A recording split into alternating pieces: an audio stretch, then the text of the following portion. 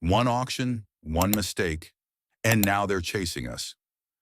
Port North did not wake so much as it stirred, a restless turn in a bed it had long outgrown. The harbor's breath came as steam from crooked vents along Dockway B, coughing in short bursts as if even the air had grown tired of itself. Rain fell in the kind of way that didn't commit to a downpour, but refused to let up, flattening paper flyers against the brick walls until their printed words ran in dark rivulets. The taste of the city was there on the air: rust, salt, and the faint metallic tang of water traveling through old pipes. The auction square lay wedged between three leaning towers, whose steel frames had long since accepted the company of corrosion. Thick cables sagged between them like tired ropes, a tangled canopy under which the business of buying and selling could happen without the direct gaze of the sky. Lamps mounted high along the walls glowed in irregular pulses, amber light stuttering over wet metal and pooling faintly on the ground, but never reaching the square's farthest corners. It was auction night, though not everyone here had come to trade. Many came because the heat vents on this level emptied near the square, and standing close meant shaking some of the cold out of your bones. Men in work-stained jackets huddled with their shoulders touching, breath visible in the mist. A few women kept their hands deep in their pockets, watching the platform without moving their faces. Traders lounged against support beams, the long patience of opportunists in their posture. In the crowd, conversation was a quiet tide, rising and falling on speculation, on judgment, on the kind of blunt assessments that turned people into lines on a ledger before the hammer fell. The caller stepped to the front edge of the platform. His coat, a long drape of faded blue, stuck to his shoulders from the damp. The microphone he held was a relic that turned his voice into something scratchy, like a record played too many times. His opening words were the same as they always were: Lot 16, followed by a pause to let the eyes travel to the subject on display. She did not blend with the crowd. She couldn't. Even standing still, Mara drew the kind of attention that wasn't earned so much as assigned. At nearly 7 feet, her presence forced the space to rearrange itself around her. Her shoulders were broad, her hips full, her thighs corded with the kind of strength you didn't get from exercise, but from years of work that didn't care whether you wanted it. Her wrists were bound by a short loop of leather, not tight enough to truly restrain, just enough to mark her as property in the eyes of those who needed such symbols. She kept her chin level, her eyes lowered, the stance of someone who had learned that looking directly at the crowd often only made them louder. The canvas drape she wore had once been part of a larger piece of cloth, maybe even a dress in another life. Now it was little more than a rag, knotted at one shoulder, hanging in folds that clung to her purple-toned skin where the mist had soaked through. The shape of her stomach, the curve of her chest, the fabric didn't so much hide them as sketch their outlines. Her long hair, dark blue-black, hung in damp ropes down her back. The caller's voice was casual, the tone of a man who believed the facts he was about to state were neutral. "Too big to breed," he said, as if reciting a shipping weight. A man near the front repeated it to no one in particular. "Can't carry young." Another voice chimed in without lowering itself. "Better for meat." Mara heard every word. She always did. They didn't surprise her. They never did. They were only the latest in a long chain of quiet verdicts passed down in the same tone, in the same order. She kept her breathing steady, though her heart beat faster in her chest. Her gaze fixed on a rust stain along the platform's planks, tracing its line until it met the base of the railing. At the far edge of the square, a man stepped in from the east tunnel. Colton Hale, 35, lean, the kind of weather-worn look that came from years spent in places where the wind was allowed to be honest. His dark hair was slightly unkempt, plastered in places by the damp air. A layer of stubble shaded his jaw. His coat was brown and well-worn, layered over shirts made for work rather than style. His boots bore the dull scuff of long service. He was not a trader, not a butcher, not a buyer of livestock. Colton was an archive cataloger for the municipal freight depot, a job that meant walking through silent warehouses, scanning crates, and updating records that almost no one read. He had come to the square for a single reason: a missing shipment record, the only copy of which was held by a stallkeeper who showed up on auction nights. His plan had been simple: walk the length of the square, buy the copy, be gone in 10 minutes. But as he crossed the open space, his eyes caught the platform. Mara's gaze was fixed on a patch of empty metal beside the stage, as if she could step into it and disappear. Colton noticed the slack in the leather tie around her wrists, the sheen of damp fabric against her chest, the way her squared shoulders did not bow under the murmur around her. He also noticed the boy in the front row laughing at her legs. The butcher lifted a hand to bid. It was the kind of low offer that said the buyer wanted only the weight of flesh, not the person. Mara's jaw tightened. Colton's mind shifted quickly. He had no use for another mouth to feed. He had no need for company, but he had seen too many things in the Reach marked for disposal simply because no one wanted to record them otherwise. Here in front of him was a ledger entry about to be written in a way that could not be undone. He raised his hand. When he named his price, his voice was calm. It was high enough to erase the insult of the butcher's bid, low enough not to start a bidding war. Heads turned. The auctioneer's tone faltered for a moment before recovering. "Accepted," he said. The clerk brought over a chip tablet. Colton signed slowly, then added a second transfer without prompting. "For what?" the clerk asked. "To remove any cull flags," Colton said, "and update the ledger now."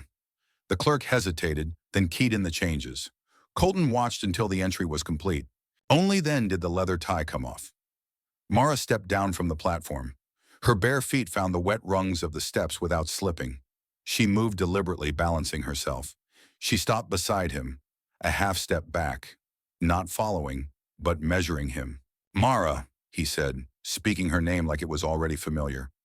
"Walk with me." They left the square. The voices faded into the hiss of rain and the hum of pipes. Colton didn't speak again until they reached the narrow passage to the east tunnel. "My place is small," he said, dry, locked from the inside. Her voice was steady when she asked, "Why me?" "Because they were measuring you for the wrong reason," he said, "and because I can change one line in a ledger today." His flat was a single-room unit in a steel block building. He unlocked the door and stepped aside. The space smelled faintly of paper and clean metal. A single amber lamp lit the room, warming the walls lined with numbered boxes. In one corner, a narrow bed sat under a folded blanket. A heater ticked softly. "There's hot water in the stall," he said, pointing. "Takes 20 seconds to heat. Clothes are in the chest beside it. Eat first." He set a bowl of steaming noodles on the table. She sat, adjusted the knot in her drape so it wouldn't slip, and took the bowl in both hands. The broth was rich and salty. The first mouthful brought an ache to her stomach from the sudden warmth. She ate slowly, her eyes fixed on the table. He didn't rush her. When she was done, she stood and carried the bowl to the counter. "Tomorrow," he said, "I'm clearing a depot shelf. Heavy crates, paid work if you want it." She met his eyes for the first time since leaving the square. "I want it." He nodded once, not smiling, just acknowledging the choice. She stepped toward the stall, towel in hand. Behind her, the heater ticked and the pipes hummed. For the first time in months, she felt the edges of her own body without the weight of someone else's decision pressing down on it. The stall's water lied for exactly the 20 seconds he'd promised. A lukewarm drizzle that made her grit her teeth before it shifted to real heat. She stood under it until her shoulders unknotted by degrees, the steam wrapping the small space in its own weather. The smell of wet canvas faded, replaced by the faint clean of the towel she pulled from the hook. She dried fast, the way someone does when they've learned not to linger in places with open doors, even if the door here was shut and locked from the inside. The chest at the foot of the bed yielded a work shirt 2 sizes too big and soft trousers that hung loose on her hips. She cinched the waist with the cloth belt and rolled the sleeves twice. The fabric was worn but clean, and she decided that was what mattered tonight. When she stepped out, Colton was at the counter, setting 2 mugs on the table. He glanced up, taking in her changed silhouette, but the look was one of inventory, not ownership. Checking for fit and function the way you'd check a repaired hinge. "Tea," he said, sliding one toward her. She wrapped her hands around the mug. It was hot, almost too hot, and she let the warmth sink into her fingers. For a moment, neither of them spoke, the heater's steady tick filling the space between. "Where's the depot?" she asked. "Dockway D," he said, 5 levels up from the waterline. Safer than most places in the Reach. Fewer reasons for people to wander in if they're not supposed to. "You work there alone?" "Mostly. A couple of other catalogers rotate through. But not on my shift. Mara nodded. Silence followed. Not sharp, just a pause that let the words settle. When the tea was gone, she set the mug in the small sink. Where do I sleep? Bed's yours, he said, without looking at it. I'll take the chair, or the floor. You stay in the room? If you want, he said, or I can lock from the outside if that feels better. She weighed the options, neither rushing nor hesitating, just taking the measure of them like weights in each hand. Stay in the chair, she said, close enough to see the door. All right. He moved the chair to face the entrance, a small adjustment that made the layout feel deliberate, secure. She stood at the edge of the bed for a moment before sitting, then lay down with her back to him. The blanket smelled faintly of dust and soap. She closed her eyes, listening to the building, a low pipe hum, the occasional groan of settling beams, somewhere far off the splash of water against the docks. Sleep came in starts. Each time she opened her eyes, the chair was still there, and so was he. By morning, the rain had thinned to a mist fine enough to taste. Colton was already moving about the room when she stirred, boiling water in a dented kettle. He slid a second mug toward her without comment when she sat up. She sipped in silence, the heat chasing the chill from her mouth down to her chest. You keep ledgers clean, she said, watching him measure tea leaves with practiced hands. I try, he said. Does anyone get in your way? Not often. Old records aren't interesting to most people unless they see a chance to twist them. My job's to make sure no one does. So no one will come looking for me. It wasn't a question. Not for a sale, he said. That part's already gone from the system. Something eased in her shoulders at that. She didn't smile, but she set the mug down without the small clink of tension she might have made yesterday. The walk to Dockway D took them through the quieter alleys, past doors painted in the chipped colors of other times, under bridges that hummed with the vibration of tram lines above. The depot's side entrance was a metal door with a worn keypad. Colton keyed in the code and pushed it open to a cool, dry interior. The smell inside was paper and dust, with an undercurrent of machine oil from the few forklifts that still worked. Fluorescent strips hummed overhead, their light steady but muted. Rows of crates formed corridors straighter than the city streets outside. Each stack was marked with stenciled codes, some so old the paint had ghosted into the wood. This is Bay 5, he said, gesturing to the nearest row. Mislabeled scanners and dead readers. We'll start here. She took in the space, the regularity of it, the way each object had its place even if the place was wrong. Her fingers brushed the edge of a crate as if confirming it was solid. The work was simple but satisfying. He read stencils aloud. She lifted, pivoted, set. The crates were more awkward than heavy, their weight uneven inside. Dust rose and settled on her shoulders in a fine layer. She kept her back straight, lifted from her legs. Once, when a crate needed to be shifted to a higher shelf, he said, "On 3," and waited for her nod before they lifted together.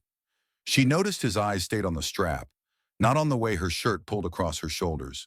They worked until mid-morning, then stopped by the hot tap, a chipped sink in the corner with a sign that said warm water. Don't waste it. She rinsed her hands, watching the dirt run off in thin streams. He poured them each a tin of broth from a thermos he'd brought, the steam rising in curls. You didn't ask me why I was there yesterday, she said. I figured you'd tell me if you wanted to, he said. She nodded as if that answer was a small mark in his favor. By the end of the day, Bay 5 was half cleared, the stacks neater, the codes in better order. Colton counted out 10 credits and placed them on the table between them. She took them without hesitation, sliding them into the pocket of her trousers. If you come tomorrow, he said, same rate. If I don't, the door still opens from the inside, he said. The neighbor in the mended cardigan passed them on the landing that evening, nodding at Colton, glancing at Mara without lingering, and continuing on without comment. That absence of curiosity, of assumption, was its own kind of quiet gift. Back inside, the heater ticked as it warmed. Mara touched the bed with 2 fingers, then looked at him. Chair. Closer this time. He moved it nearer, settling in with his back straight, hands resting on his thighs. She lay down, pulled the blanket over her, and after a long moment said, Say my name. Mara, he said. Stay, she murmured, her voice already pulling toward sleep. I'll stay, he said. Outside, the city breathed its usual mix of steam and rain.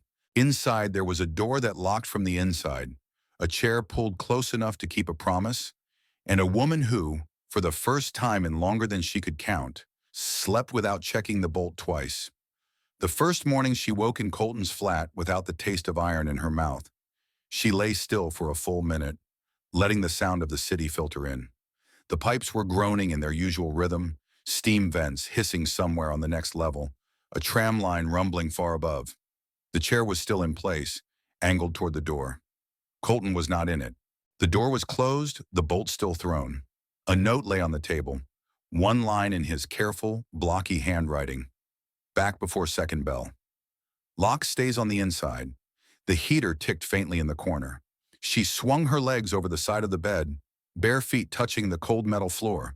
The air carried the faint scent of tea leaves and the broth from last night. She pulled on the trousers and shirt he'd given her, cinching the cloth belt until it sat snug, and padded to the window. From here, the city was a wash of gray on gray, the rain too fine to see until it caught in the light from the east-facing towers. Somewhere out there was the square where he had first seen her. Lot 16, bound at the wrists, measuring her life in other people's offers. The thought tried to rise in her chest, but she pushed it down and instead focused on the fact that this room was warm and that she was alone inside it without anyone telling her to leave. The latch was simple, but she tested it anyway. Bolt in, bolt out, smooth and quiet.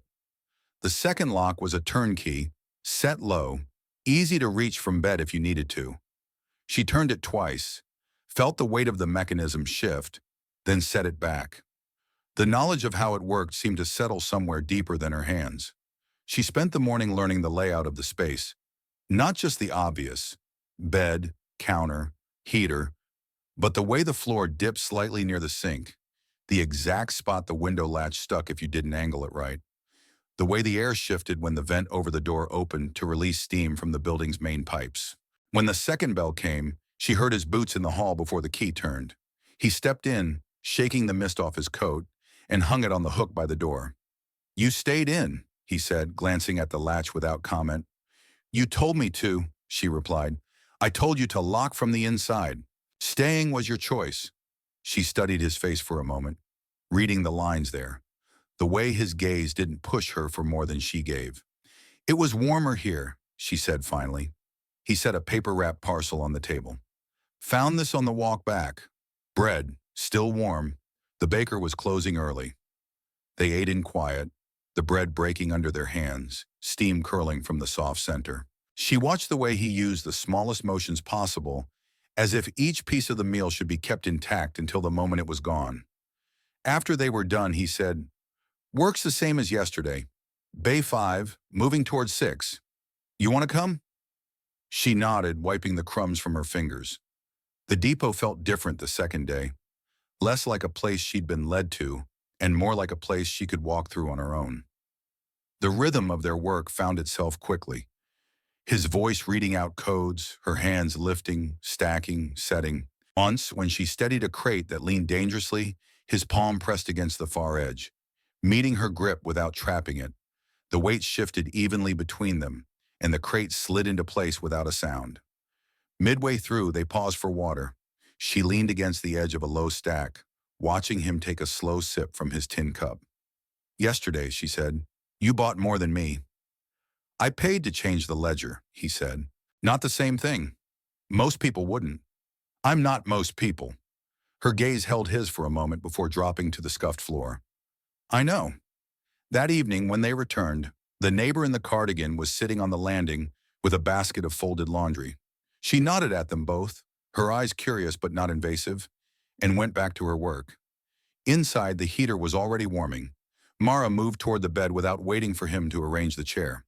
When she glanced back, he was already dragging it to its usual place, closer than it had been that first night. "You'll stay again?" she asked. "Unless you tell me not to." She lay down, pulling the blanket over her shoulders. The light from the heater's coil painted the room in a soft orange that blurred the edges of everything. As her breathing slowed, she thought about the latch on the door, the one she could lock from the inside. It wasn't just the bolt, it was the choice. And the fact that when she set it, No one tried to turn it from the other side. The next morning she was up before him, sitting on the edge of the bed, her bare feet resting lightly on the cold floor. The heater had kept the worst of the damp out, but the air still had that early hour bite that made you want to wrap yourself in another layer. She was staring at the latch again, her fingers brushing over the smooth-worn brass, when she heard his boots shift against the floorboards. "Checking it still works?" Colton's voice was soft, almost like he didn't want to disturb the air between them. "It's not about whether it works," she said without turning. "It's about knowing it's there, about remembering it's mine to use." He sat in the chair, leaning forward, elbows on his knees. "Good. I was hoping you'd feel that way." Her gaze flicked to him, a quick study of his face, the set of his jaw, the absence of challenge in his eyes. She nodded once, then moved to the counter where the kettle still held the water from last night. "Hot tea?" she asked, in the corner of his mouth tilted upward. "Sure," he said. It was a small shift, her offering and his accepting without question. But it felt like one of those quiet exchanges that rewrote something invisible between them. They walked to the depot again, and this time she didn't keep half a pace behind. The route was the same, narrow alleys, under bridges, the muted hum of the trams above. But the rhythm of their footsteps felt different. She could see where the puddles had collected from last night's rain, stepping around them without slowing, the city's patchwork streets no longer pulling at her attention the way they had before. Bay 6 was less orderly than the last, a tangle of mismatched crates and bundles wrapped in old freight cloth. The smell here was different too, sharper, a mix of dried herbs and the faint tang of rust. They set to work. He read, she moved, and sometimes their hands came close enough to feel the ghost of the other's heat before pulling away. At one point, she lifted a crate heavier than she'd expected, and her grip slipped. Before it could drop, his hand was under it, taking the weight without a word. She straightened, meeting his gaze over the wooden edge, and for a heartbeat neither moved. "Set it down together," he said, breaking the pause. They eased it onto the lower shelf, and she stepped back, flexing her fingers. "Thanks. You had most of it," he said. "Just needed a second set for balance." That word, balance, lingered in her head as they worked through the rest of the stack. They ate lunch at the counter in the depot, the door closed against the outside chill. She had taken to carrying the bread he'd bought her yesterday, breaking pieces to go with the broth. He noticed she ate more slowly now, like there was no need to guard against the next hand taking it away. "Ever think about leaving the city?" she asked suddenly between bites. "Not much," he said. "The city's where the records are. Out there, you don't have anything to prove what happened or to stop someone from changing it." "You think about that a lot," she said. "Every day," he replied, without hesitation. She let that sit in the space between them. When they returned that evening, the building's stairwell was warm, with the smell of someone cooking a stew a few doors down. She caught herself inhaling deeply, and he glanced at her, almost like he wanted to ask but didn't. Inside, she set her day's pay on the table, lining the coins neatly. "How much for rent?" she asked. "You don't owe me rent," he said. "Then for the heater, the water." He shook his head. "You work. That covers it." She didn't argue, but the coins stayed there. He left them untouched until she'd turned away, then slid them into the small jar on the shelf by the door, the one that held spare keys and a coil of string. That night she chose the arrangement without waiting for him to offer. Chair closer, facing the door, her back to him as she lay down. But this time, after she'd settled, she spoke again. "You hear things in the city at night?" she said. "I know, but not here." "No," he said. "Not here." She pulled the blanket tighter, her voice almost a whisper now. "Good." The days began to take on a shape. Mornings at the depot, afternoons sorting and repairing what could be salvaged, evenings back at the flat. She learned the way the floor of Bay 6 creaked in one corner, the exact pressure needed to shut the depot door without a slam. He learned she preferred tea in the morning and broth at night, that she slept better if the heater was turned on an hour before dusk. There were still things neither asked, about the square, about the time before it, but the silence around those spaces no longer felt like avoidance. It felt like respect. The first time she laughed, it was almost an accident. They were shifting a bundle of old freight cloth, and the twine holding it together snapped, sending a cloud of dust into both their faces. She stepped back, coughing, and he made a face that was more mock outrage than real annoyance. The sound slipped out of her before she could stop it, quick and sharp, and when she realized it, she froze. He didn't make a big deal of it, just smiled, a small, genuine thing, and went back to gathering the cloth. Later in the flat, she caught herself smiling too, though she wasn't sure if it was at the memory or at the fact that it hadn't felt strange to do it. One night, after a longer shift than usual, she was slower to move toward the bed. He noticed, straightening from where he'd been setting the chair. "You're tired," he said.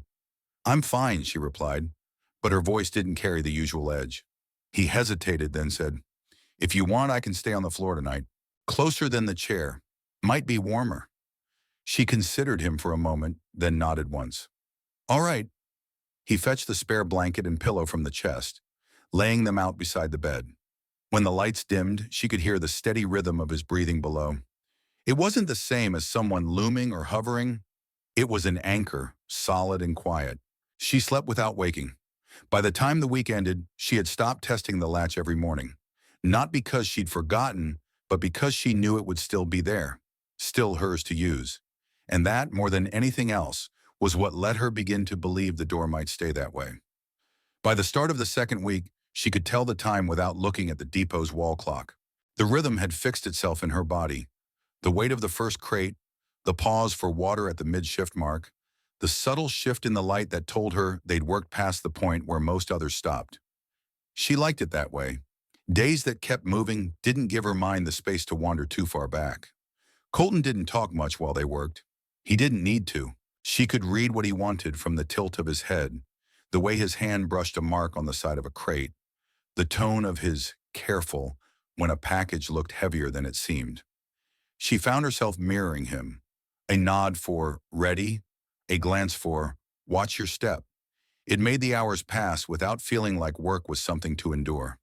One morning the city was wetter than usual, a fine mist that slicked the stone steps outside the building.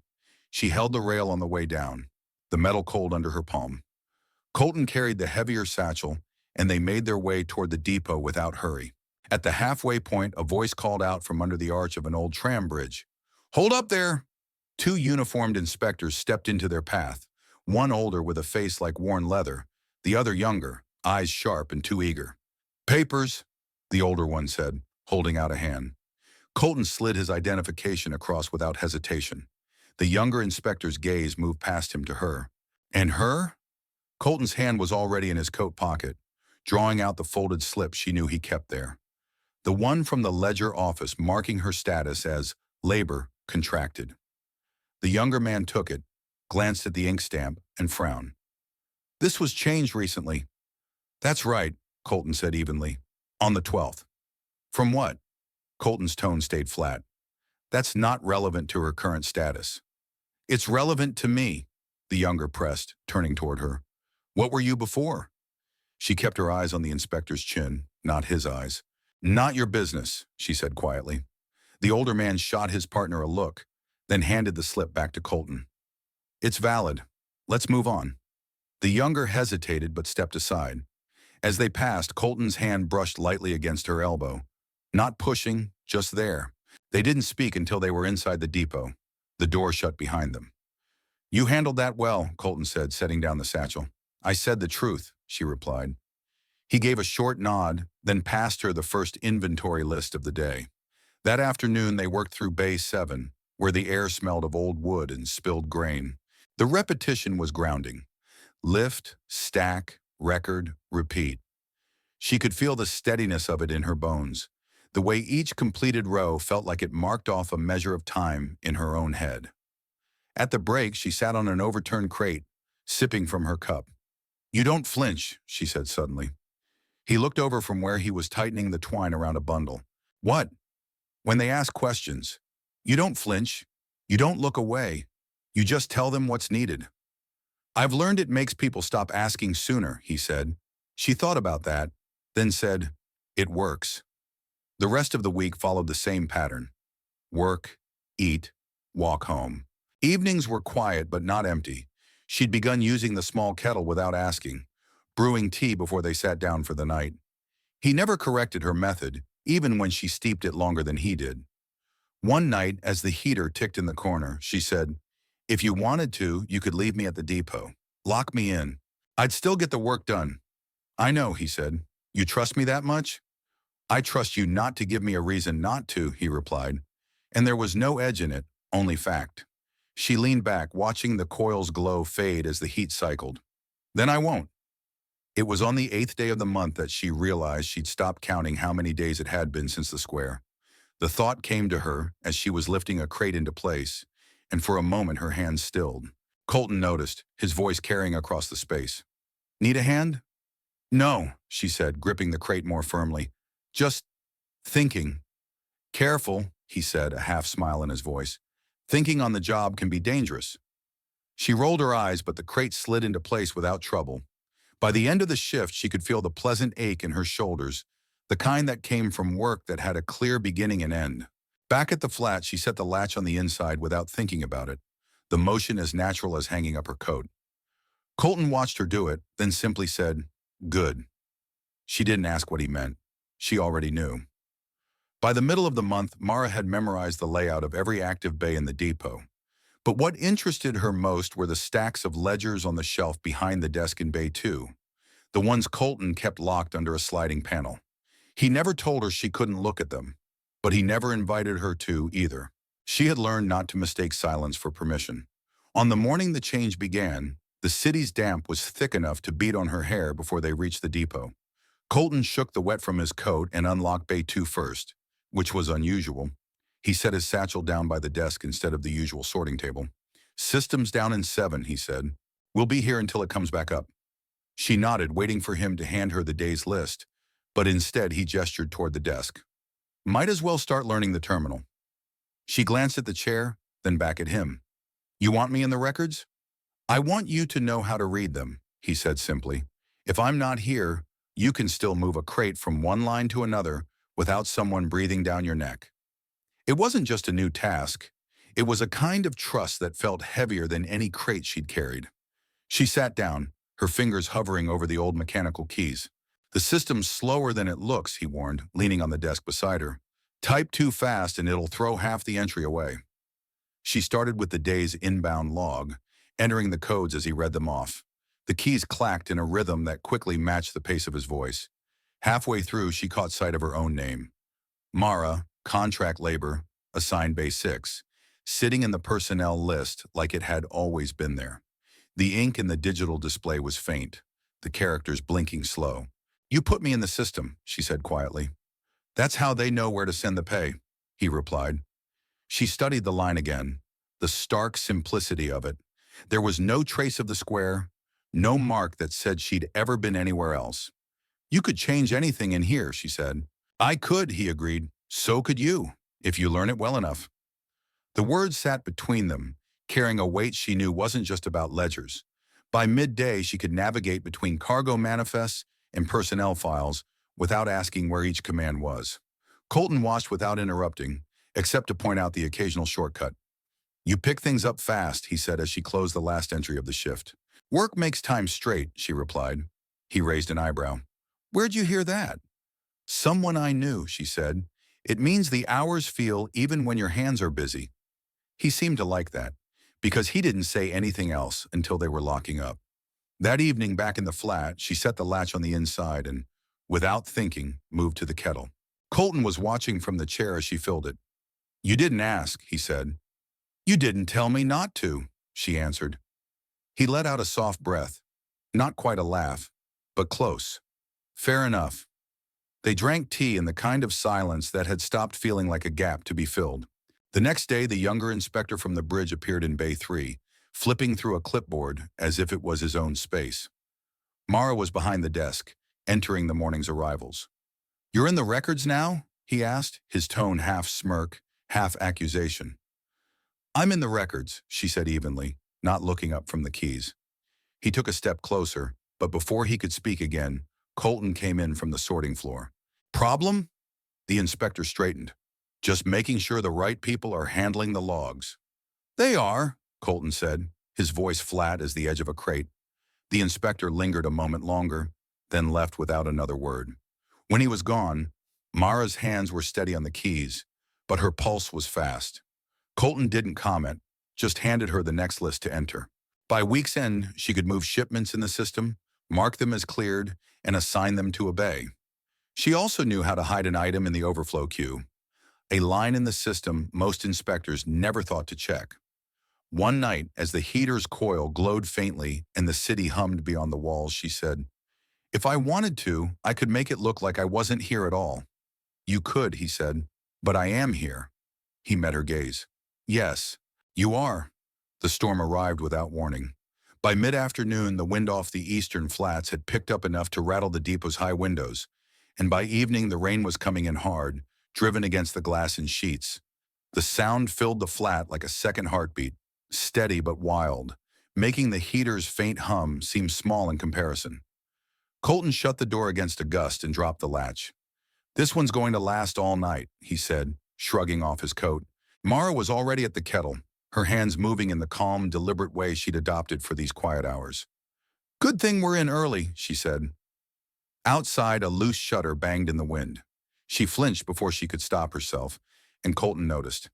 "It's just the wind," he said. "I know," she replied, but she didn't turn back to the kettle right away. He crossed to the window, tightening the frame's catch until the sound faded. When he turned back, she was watching him, her expression unreadable in the dim light. Dinner was simple: bread, broth, and the last of the dried fruit from the shipment they'd sorted the day before. They ate at the small table, the storm pressing against the glass like it wanted in. At one point, the wind hit just right and the whole pane shivered in its frame. She froze mid-bite. "Still just the wind," he said, his voice low but certain. She set the bread down and exhaled slowly. "It's not the sound," she said. "It's the feeling, like something could just come through." He nodded, leaning back slightly. "But it won't. The glass is stronger than it looks." Later, when the plates were cleared, they both lingered by the heater. The air was warmer there, and the storm sounded more distant with the coil's soft hum in their ears. Mara stood close enough that their shoulders brushed when they shifted, neither moving away. After a long silence, she said, "You've never asked me to stay." "I don't need to," he said. "You're still here." Her eyes met his, and for the first time she didn't look away. "Maybe I want to hear it," she said. He searched her face, the way the light caught in her eyes. "Stay," he said. The word was simple, but it landed in her chest like something she hadn't known she'd been waiting for. She moved first, closing the space between them until the heat from the coil was nothing compared to the warmth of his body. His hand came up slowly, fingers brushing her hair back from her face. It wasn't rushed. No pulling, no demand. Just an unspoken question she answered by leaning in. When his lips met hers, it was soft at first, the kind of kiss that didn't try to take anything. Her hand found his shoulder, steadying herself as the wind outside rose and fell. The world beyond the glass could have been breaking apart, and she wouldn't have cared. They didn't hurry. Each touch was deliberate, almost careful. The slow tracing of his fingers along her jaw, the way she let her forehead rest against his between breaths. Her heart was fast, but her body felt anchored, not swept away. When they finally stepped back, the storm was still raging, but it seemed farther somehow, like the glass had grown thicker. They didn't speak of it immediately. She went to check the latch on the door, running her thumb over the smooth brass the way she had that first morning. It was still hers to lock. When she turned back, he was watching her, not with expectation, but with the quiet certainty of someone who had no need to press. She crossed back to the heater, and this time when she sat, she left enough space for him to sit beside her instead of in the chair. The wind rattled the building again, but the sound no longer made her flinch. That night she slept with the heater still on, the air warm enough that she left the blanket loose. She didn't remember closing her eyes, but she remembered the sense of his breathing nearby, steady and even, carrying her into sleep. When she woke just before dawn, the storm had eased to a soft rain. She lay there for a moment, listening to the quieter rhythm, then reached for the kettle without thinking. Colton stirred as she set it on the heat. "Morning," he said. "Morning," she replied, and for the first time it felt like they were starting the day from the same place. The rain lingered for 3 more days, soft at first, then heavy again, drumming on the depot's high roof in an uneven rhythm. Mara had come to like the sound, especially when she was inside Bay 2, the old mechanical keys beneath her fingers. The warmth of Part Five's night, the word stay still echoing in her head, hadn't faded. It colored the way she moved through the mornings, the way she noticed the shape of Colton's shoulders in his coat when they walked in together, the way his voice seemed softer when he read out inventory numbers. But the morning the shipment came in, the air was different. It arrived on a flatbed draped in a heavy tarp, escorted by two uniformed men from the city watch. The driver barely met anyone's eyes. The manifest bore no description, just a code, C7429, marked Priority Confidential. Colton signed for it without comment, but Mara saw the tension in his jaw as he scanned the page. He waved the escorts through the gate, and they were gone in less than a minute, leaving the flatbed in Bay 7. She followed him there, rain dripping from the edges of her hood. "What is it?" He didn't answer right away, pulling the tarp back to reveal three long crates, each sealed with the city's wax mark. "It's not listed in the public ledger," he said finally. Which means? Which means someone doesn't want it tracked." Mara frowned. "Is that normal?" "Normal enough to be dangerous," he said. They moved the crates inside, setting them along the wall. The wax was deep red, stamped with a sigil she didn't recognize, a circle with four radiating lines. She reached out to trace it, but Colton caught her wrist gently. "Don't break the seal," he said. "I wasn't going to," she replied, but she didn't pull away right away. He let go, stepping back. "We'll log it under overflow. That'll keep it out of most searches." Mara hesitated. "If it's dangerous, then it's better not to draw attention," he said. The terminal in Bay 2 hummed faintly as she keyed in the shipment code. It didn't appear in the standard database. She had to create a manual entry, which meant the description field was hers to fill. "What should I write?" she asked. "Something that won't make anyone curious," Colton said. She typed, "Machinery, disassembled, storage pending." The keys clacked softly, each stroke a choice. She knew how the system worked now. That line would place the shipment in a limbo, where it could sit indefinitely without review. When she was done, she leaned back. "It's hidden." "Good," he said. "Now we leave it alone." They did leave it alone, at least for the rest of that day. But the crates had a presence. Even in Bay 2, Mara felt them across the depot, like they were pushing a quiet pressure through the walls. On the second day, she caught the younger inspector, the one from the bridge, in Bay 7, walking slow along the wall where the crates sat. "You're far from your usual route," she said from the doorway. He looked over his shoulder, smirking. "Curiosity's part of the job." "Not when it's sealed cargo," she replied. He took a step closer to the nearest crate, hand brushing the wax seal. "Funny thing about seals, they break." "Not these," Colton's voice came from behind her. She hadn't heard him enter, but his tone was enough to make the inspector step back. "This whole place smells like secrets," the inspector said, but he left without touching the crates again. That night, Mara couldn't sleep. She lay listening to the faint tick of the heater and the occasional groan of the building in the wind. Colton was asleep on the other side of the room, his breathing steady, but her mind kept circling back to the crates. By the third day, the pressure was worse. The shipment's presence had drawn two more unannounced inspections, older men this time, who looked at her as if she were part of the inventory. When they left, she closed the terminal and said quietly, "We can't keep it here." Colton studied her for a long moment. Moving it without orders could be worse than keeping it. "And if the orders never come?" she asked. The turning point came the following week. Mara was in Bay 2 alone when the terminal pinged. An inbound order for C7429. It wasn't from the central dispatch. The origin line was blank. She stared at it, fingers hovering over the keys. Whoever had sent it had access, but no clearance tag. It was a shadow command.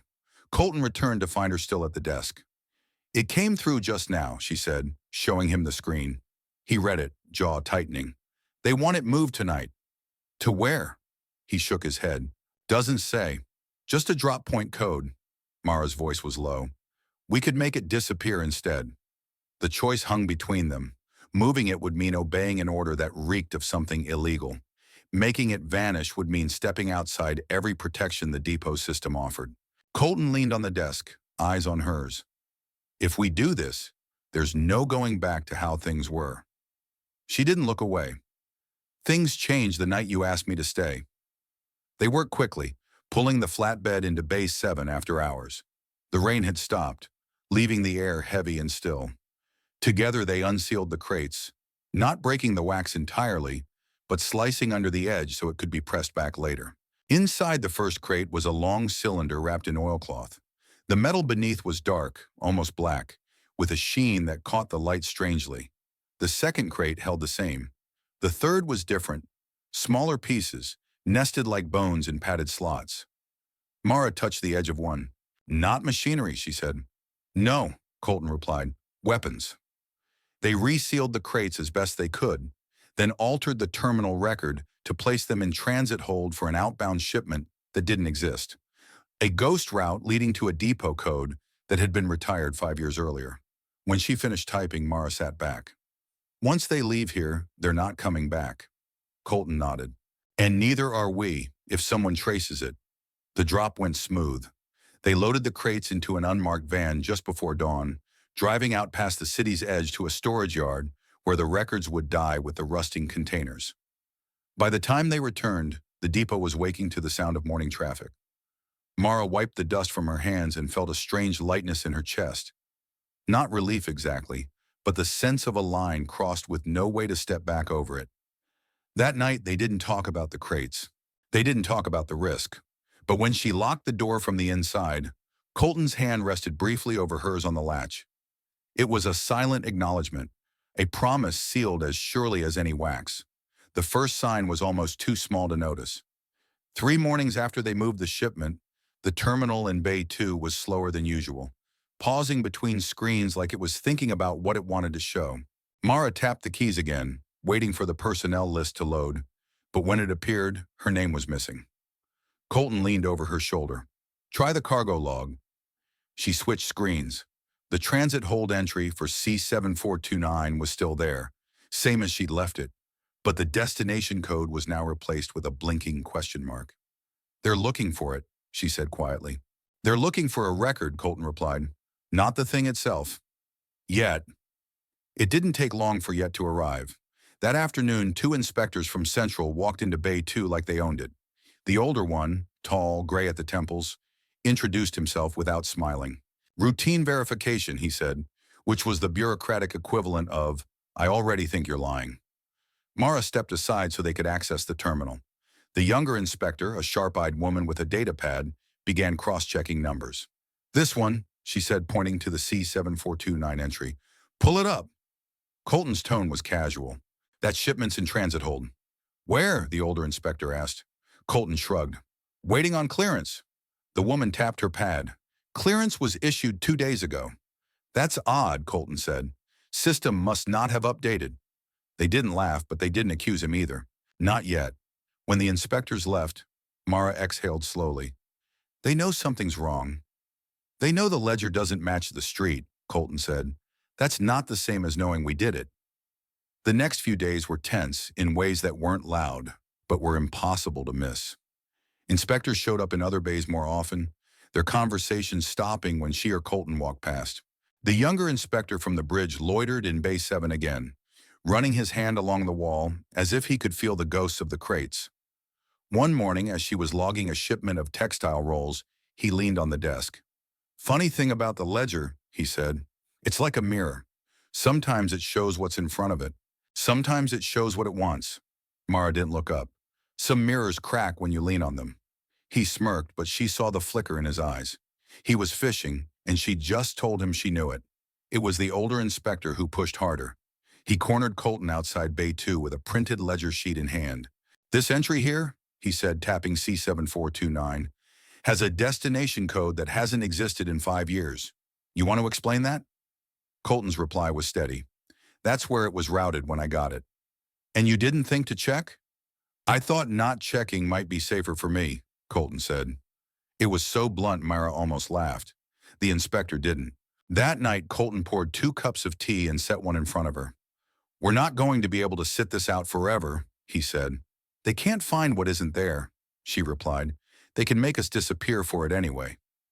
They drank in silence after that. The humor came in sideways, the way it does when tension is wound too tight. 3 days into the quiet siege, The younger inspector tried to accidentally spill a stack of manifests on Mara's desk, clearly hoping she'd be flustered enough to reveal something. Instead, she sorted them back into perfect order without looking at him once. "You're very organized," he said finally. She smiled faintly. "Work makes time straight." Colton, who'd been watching from the doorway, almost choked on his coffee. The break in the pattern came the next week. The terminal pinged with a new request, an order to re-audit all overflow shipments, with C7429 at the top of the list. The request came stamped with Central's highest clearance. "They're making it official," Colton said. Mara stared at the screen. "Official means paper trail. Paper trail means if we're going to fix the ledger, it has to be now." They waited until the depot closed, then pulled the terminal's maintenance panel. Inside, the wiring was a tangle of color-coded lines, most of them older than she was. Colton slid a small bypass chip into the main feed. "This'll let us write over the entry like it never existed," he said. Mara typed as he worked, replacing the C7429 record with a new shipment. Replacement bolts. Non-critical. Cleared. The code was ordinary, the kind no one would ever double-check. When she saved it, the blinking question mark vanished from the screen.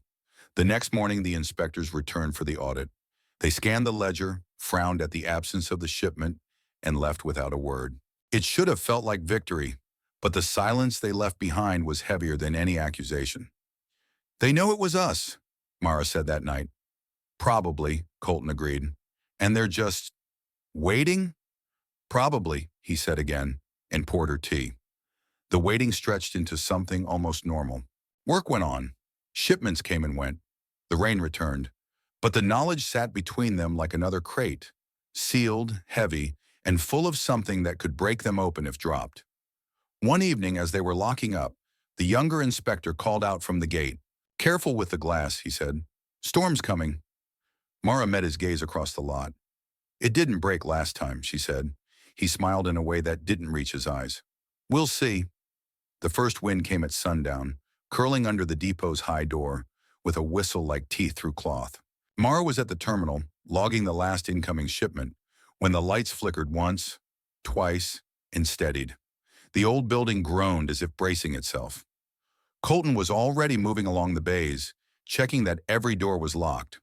The rain hadn't started yet, but the air had that smell, sharp, metallic, almost electric. That meant it was on its way. When the knock came at Bay 2's side door, it was not the sound of someone seeking shelter. It was 3 sharp raps, a pause, and 2 more. Deliberate, coded. Mara looked up. "You expecting anyone?" Colton shook his head, crossing to the door. He opened it only as far as the chain allowed. Outside stood the older inspector, raincoat collar turned up, gray hair damp from the wind. "Storm's coming," he said, his voice almost casual. "You should check your windows." Colton didn't answer. Mara, from the desk, saw the man's eyes flick past him toward the terminal. "We'll manage," Colton said finally, and closed the door. The rain started not long after, hard enough that the sound swallowed most other noise. Mara tried to focus on closing the day's ledger, but every time she looked at the overflow file, she thought of the empty line where C7429 had been. The first crack of thunder rattled the windows. She flinched despite herself. Colton glanced over from where he was stacking crates. "Not a fan of storms?" "It's not the weather I'm worried about," she said. He didn't reply, but a few minutes later he moved the heater closer to her desk. By the second hour of rain, the storm had settled into a steady, pounding rhythm. The depot felt smaller, its corners darker. Outside, the streetlights blurred in sheets of water. That was when the glass broke. It wasn't loud, not the cinematic crash of a pane shattering, but a sharp pop, followed by the faint tinkle of fragments hitting concrete. Colton was already moving toward Bay 4 before Mara had even stood up. The side window there had been struck, the outer layer of reinforced glass spiderwebbed with cracks, the inner still intact but trembling. Outside, through the broken pattern, she saw movement, shadows that didn't belong to the storm. "Stay here," Colton said, his voice low. "No," she said, and followed him. They reached the door just as a second sound came. Not glass this time, but the creak of a latch giving way. Someone had forced the back access. Colton swung it open, rain immediately pouring in, and there they were, the younger inspector and another man she didn't recognize, both soaked, both holding flashlights. "Bit late for an inspection," Colton said, not moving aside. The younger inspector smiled. "We heard you might have unsecured inventory." "Inventory's locked," Mara said from behind Colton. "Unlike your manners." The smile thinned. "Storm nights are good for cleaning up records," he said. The confrontation was quick but sharp. The inspectors pushed in, citing authority neither of them could prove, moving toward Bay 2 where the terminal glowed faintly. Colton blocked them at the doorway. "You want to search," he said. "You get a signed order. Until then, you stay out of this bay." "You think a piece of paper will stop us?" the younger one asked. "No," Colton said, "but I will." It was the tone, flat, unblinking, that made the man pause. They left, but not far. Mara saw their flashlights moving along the side of the building, probing for another way in. The rain covered their voices, but she could feel the pressure of their presence like the crates had felt in Part 6. There even when you couldn't see them. She turned to Colton. "They're not going to quit." "No," he said, "so we make it too costly for them to stay." They moved through the bays, checking locks, reinforcing doors with whatever was at hand. Pallets, old shelving, even a length of steel pipe wedged under a handle. The work was fast, almost frantic, but threaded through with an unspoken rhythm they'd fallen into over the months. He'd brace the frame while she tightened bolts. She'd hand him tools without asking what he needed. By the time they reached the front, the inspectors were back at the broken window, trying to pry the inner layer free. Colton flipped the exterior floodlights on, bathing them in harsh white. They froze like startled animals, then turned away into the rain. For a moment, there was only the sound of the storm again. Mara leaned against the wall, heart racing. "They'll be back," she said. "I know," he replied, "but they'll remember tonight." It was in that quiet after the adrenaline that something shifted. Standing in the dim light, both of them damp from the rain that had blown in, Mara felt the weight of all the nights since the auction. The stolen shipment, the altered ledger, the quiet dinners, the trust built in half sentences and unasked questions. "We can't do this forever," she said. "No," he agreed, "but until it ends, we choose how it goes." She looked at him, saw the lines the light carved along his jaw, the steadiness in his eyes. "Then tonight, we choose together." And in the middle of the storm, with the depot locked against the world, they did. Not in the desperate heat of survival, but in the deliberate way of two people who knew exactly what they were risking by letting someone else all the way in. When morning came, the rain had stopped, but the air was still thick. The inspectors didn't return that day. The broken glass was swept up, the window boarded over. But Mara knew, as surely as she knew the feel of his hand on hers the night before, that the quiet was not the end. It was the pause before the next break. The first echo came before dawn. Mara woke to the sound of footsteps in the yard. Not the quick, purposeful tread of a delivery crew, but the slow, deliberate pacing of someone mapping the ground. She slid from her cot in the office corner and eased to the window. Two figures moved through the half-light, their shapes stretched by the low sun. One she recognized instantly, the younger inspector, head tilted as if listening for something beneath the silence. The other wore a city uniform, its gray insignia washed pale by the early mist. She stepped back before they could look up. Colton was already in the doorway. "We've got company?" "City rep," she whispered. "And our friend from the storm." They didn't knock. They didn't need to. The city rep took a slow walk around the depot's perimeter, tapping notes into a tablet, while the inspector peered into every window that wasn't boarded.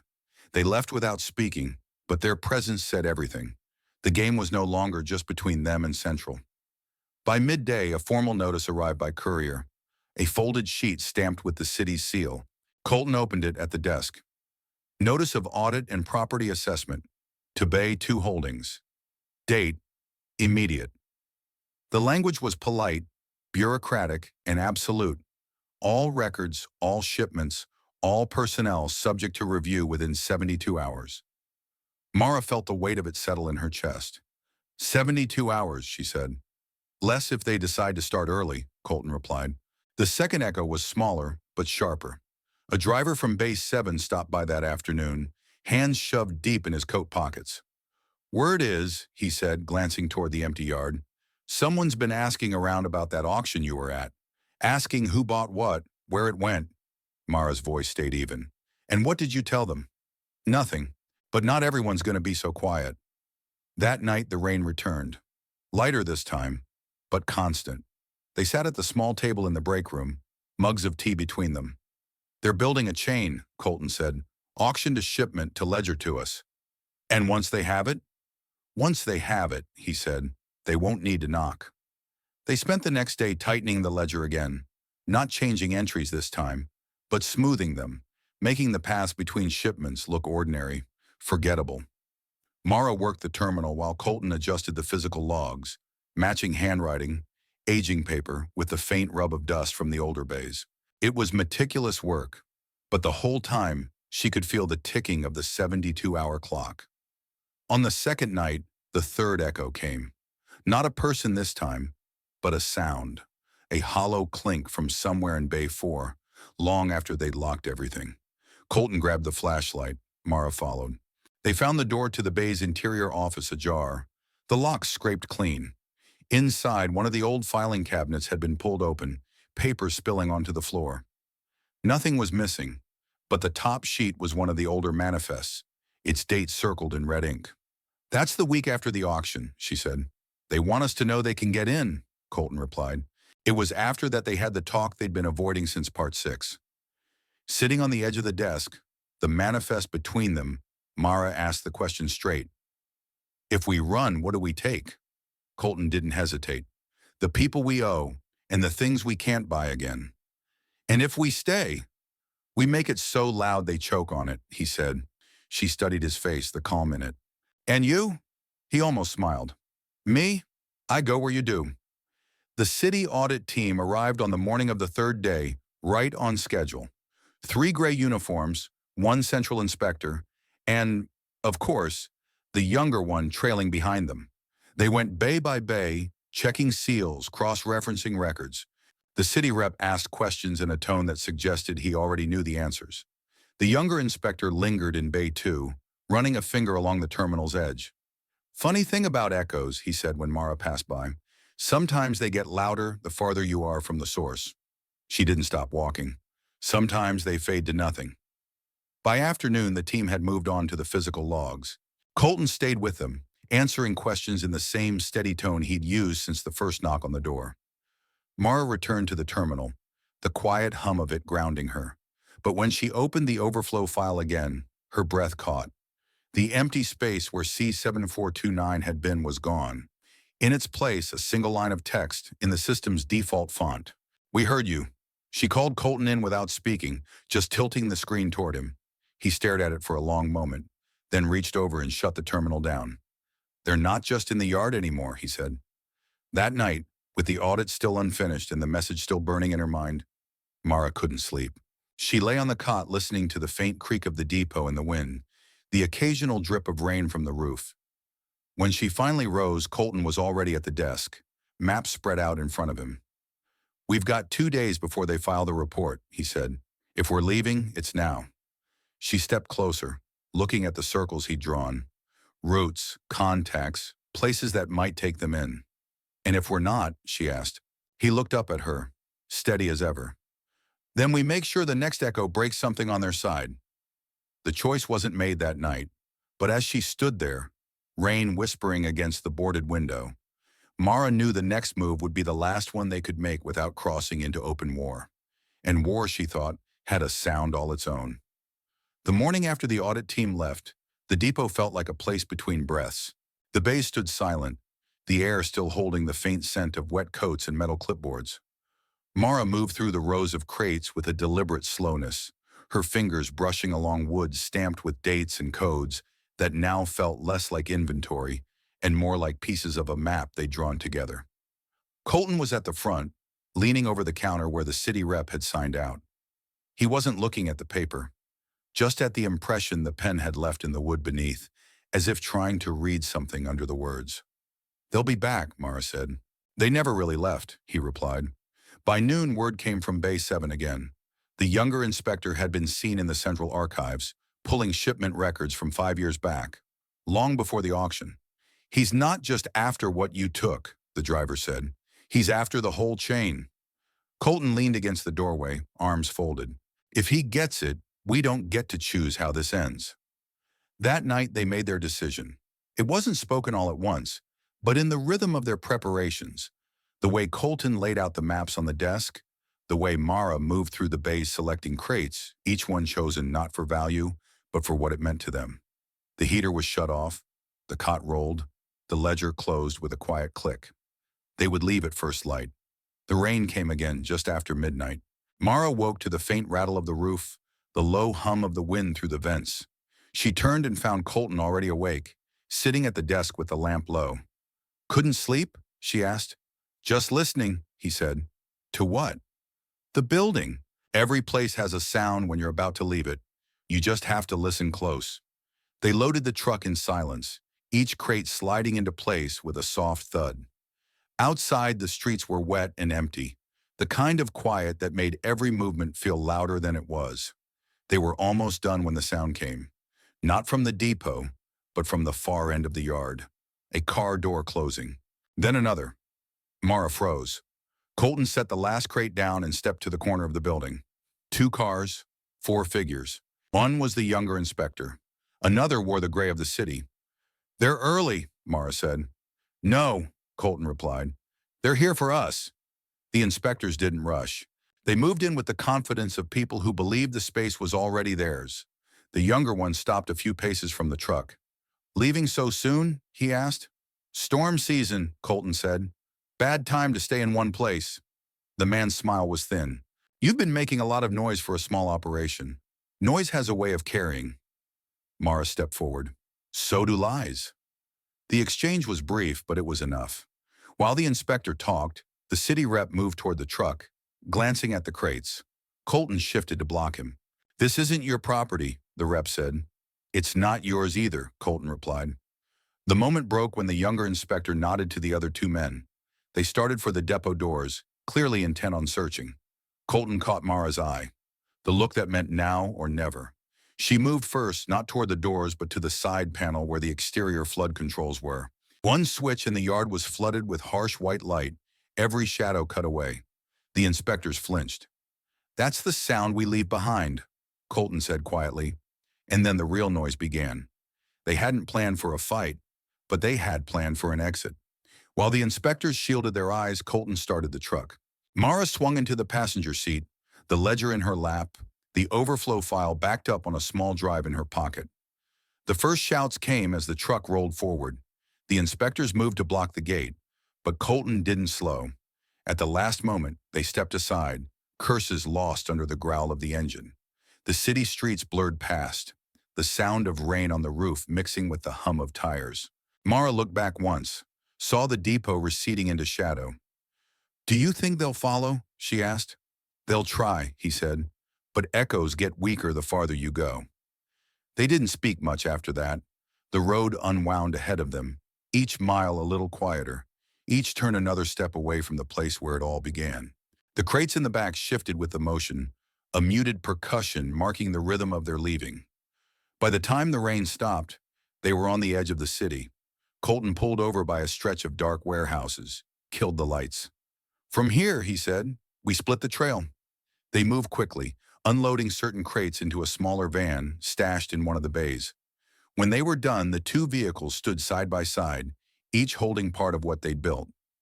Mara stood for a moment, listening to the quiet. "This is it, isn't it?" she said. "For this part," Colton replied. She nodded. "Then we make it count." They drove off in separate directions, engines fading into the early morning.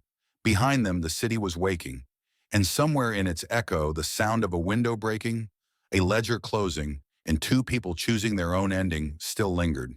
It wasn't victory, not in the way stories tell it, but it was theirs. And in the spaces between the noise, that was enough.